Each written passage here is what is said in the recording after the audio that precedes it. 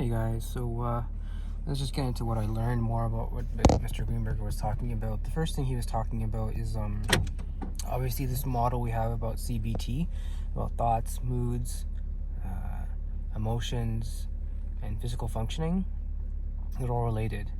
So for anxiety, because we're talking about anxiety now, we were talking about depression before, now we're talking about anxiety. For anxiety, the model is the same. Namely, what I'm trying to say is it's the exact same model we're using.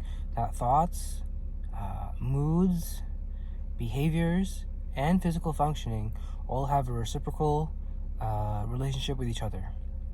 So I'll make this clear as the video goes on. So, you remember, for example, with depression, the thoughts you'd have were different than the thoughts you're going to have now. For people who are, I'll give you an example. The context of the thoughts for people who have anxiety tend to be characterized by vulnerability and a sense of danger. So the examples like, what if something bad is about to happen, or I'm having a heart attack or a stroke, right? You think the worst of it almost. You have these that's what the tendency of the thoughts, right? What if something bad is about to happen, or I'm having a heart attack or a stroke? The moods are obviously, and that's different than someone who has depressive thoughts. Depressive thoughts are I'm worthless, I'm unlovable, no one loves me, right? Thoughts of that nature. The moods, obviously with depression, the moods are going to be, right? Like sadness, despair. For anxiety, the moods are going to be different. It's going to be more like nervous, anxious, or panic attack, right? So just to draw a distinction between the two. The distinction is fairly well known. This is basically a scientific understanding of the distinction. And so physically, if we go into the physical part of the this circle, we're talking about thoughts, moods, physical functioning. Physically, instead of feeling passive and lethargic like one feels when they have depression, people with anxiety, they feel they have what's called an activation of their autonomic nervous system. So they have a rapid heartbeat, dry mouth, sweating not due to heat, and their brain chemistry changes.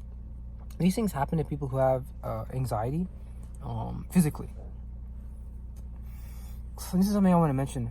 When I was younger, when I was in young adulthood, I remember one time walking into a store, and I remember I was only wearing a t-shirt, and I remember being very, very hot as soon as I walked into the store. The lights were very, very hot on my body, and I remember everyone staring at me, and I started to sweat. And I thought it was because it was hot. And then this guy started talking to me, and I felt very anxious. And that was like one of the earlier times in my life where I started feeling anxious. I thought to myself, man, this is a really, really hot store. And that's why I wanted to leave. I didn't realize later it was because my autonomic nervous system was on. It wasn't really that really hot in that store compared to the store next to it or the store next to it. It was because I also had dry mouth, and I don't think I had a rapid heartbeat. I definitely had sweating though, a lot of sweating, and I know even nowadays when you get this clammy hand feeling of sweating and dry mouth and nervousness, it's a horrible feeling. That's a nice way of describing anxiety though. Now, in terms of I guess you can say how do I explain this? Anxiety is almost always, okay, not always, almost always associated with avoidance, right?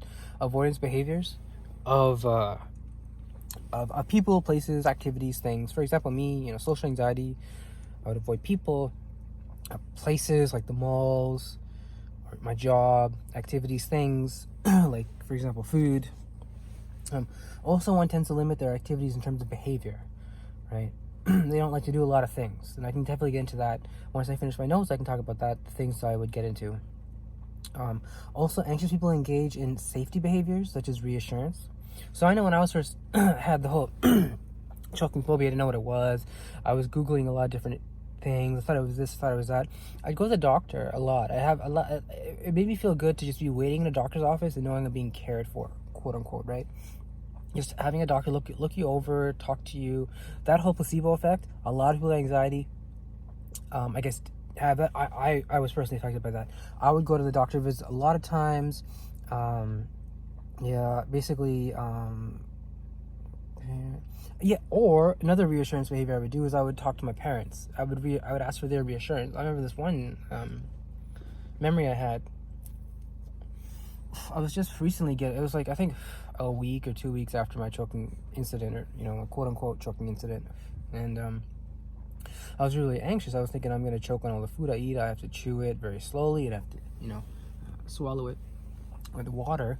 And I was making eggs one day, and this was about 2 or 3 weeks after the incident, and I heard my parents upstairs. I think they were like talking, like they may have been yelling, I'm not sure. They definitely were discussing something. I know they were talking about divorce and stuff, right? And I came upstairs and I just randomly interrupted their conversation. I said, I had like a fried egg in my hand, right? Like, not in my hand, in a plate. And I cooked 2 fried eggs, and I wasn't sure if they were, like, I don't think I was focusing correctly. I wasn't sure if they were cooked or not. So I basically put them in my plate and I brought them upstairs and said, are these good? I was reassuring myself. I was asking for reassurance behavior. I wasn't just asking, are they good to eat? I'm asking, are they safe? Will they not choke on them? Is anxiety real? Can I just move on with this, And that's exactly what reassurance behavior is with anxiety. You go to doctors, you go to specialists, you go to your parents. They try to make sense of the situation. Another safety behavior is staying close to home. For example, I was in my room for months after I got basically I had a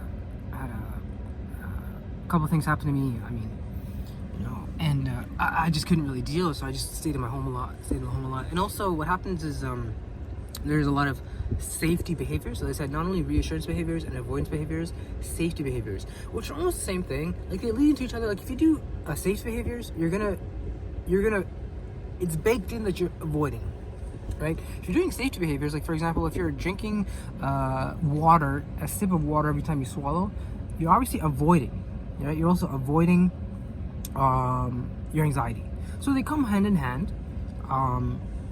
And so, as I said, one of my other safety behaviors was simply sitting in my room for months at a time and reading book after book, literally just sitting in my room on my couch reading. If I got hungry, I'd make some food and I'd go back to read. If I, for example, I'd use the washroom and read. I'd get up, take a shower, and then come back and read. I would, have a cigarette and come back and read. It was a ridiculous amount of reading I was doing. And it was all like non-fiction. Some of it was fiction. I mean, a lot of it was actually fiction. Some was non-fiction. Anyway, and that got into YouTube, and that's a whole different story. Another safe behavior is always being with someone, right? For example, I can tell you when my anxiety, my choking phobia was very, very, very, very, very high. I'm talking about 2 or 3 months after the divorce happened. So probably around 2009, early 2009, late 2008, possibly. I wouldn't wait. I would wait until my dad came home from work around 6 o'clock, 6:30, before I would eat anything. Before that, I would eat anything. My mind would become rigid. I'd have a depressive mind. I'm gonna choke. And so I'd engage in this behavior of trying to be with someone. It's a reassurance, safety behavior. And only then would I eat. And it doesn't make sense, because it's not like my father knew the Heimlich maneuver or anything. It was just a simple anxiety behavior. You see, it's scientific. It doesn't make sense. And it only makes sense when it's research, like when I'm talking to you guys. Like, this is something that people with anxiety do. It doesn't make you a weaker person, doesn't make you a stronger person. It just makes you someone who has anxiety. Right? It doesn't make you bad, doesn't make you good. It just makes you someone who has anxiety. Like, if you have a cold, are you bad? I mean, it really is like that. So I hope these things help. I hope this is helping a lot. So that's basically all the notes I want to share with you guys. I'm going to try recording vertically or horizontally now, because I know it's kind of annoying for people who like vertical or don't like vertical videos. I'll leave it at this. I don't want to say anything else. We'll leave it at the point. Remember, guys, went from a 1, went down to a 0. Remember, guys, stay with it.